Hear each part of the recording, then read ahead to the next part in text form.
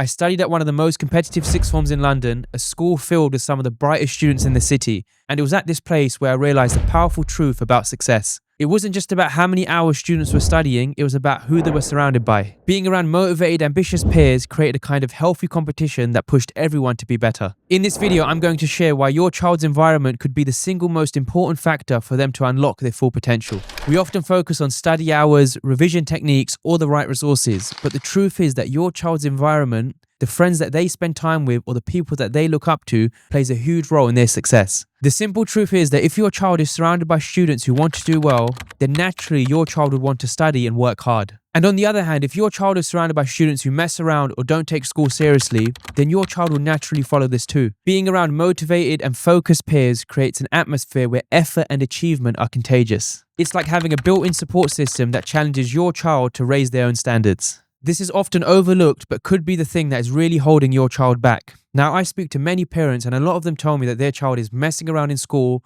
or has moved down many sets. I then ask these parents if their child is doing any revision out of school, and I often hear them complain that their child is either on their phone or just playing games. And it is often the case that the same friends that they're messing around in school are the same friends that they're playing games out of school. There's something powerful about being in an environment with healthy competition. When students are surrounded by others who want to succeed, it pushes them to work harder, stay disciplined, and aim higher.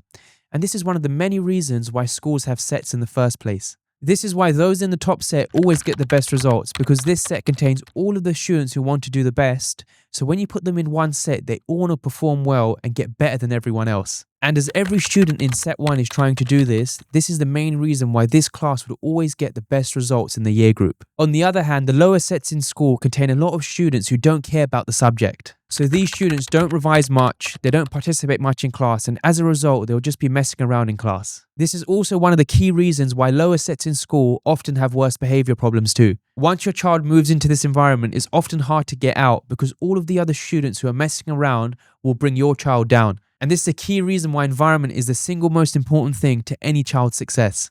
Think of it like climbing Mount Everest. Would you rather go alone, or would you rather be part of a supportive, motivated group of climbers? Of course, Mount Everest is challenging either way, but being part of a team would make it more encouraging, more manageable, and ultimately more successful. Being in the right environment is like having a climbing group that keeps you going even when things get tough. This is about positive motivation. Seeing others revise, set goals, and celebrate their progress ultimately inspires your child to do the same. So as I mentioned earlier in this video, I studied at one of the most competitive state sixth forms in London. So before joining this sixth form, I was one of the top students at my secondary school. But when I joined this sixth form, I was surrounded by other students in the area who were also the top of their secondary school. So the sixth form carefully select the top students from local schools.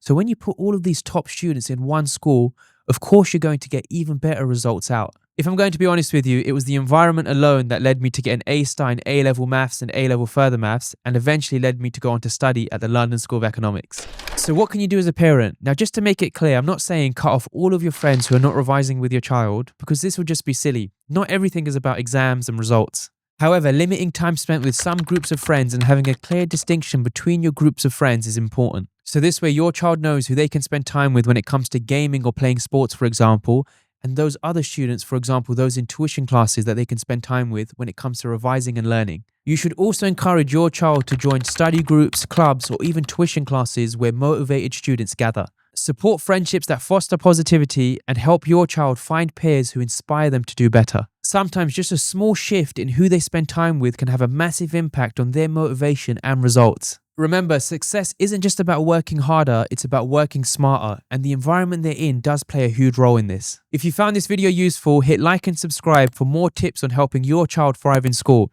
And also comment below, how do you help your child build a positive learning environment?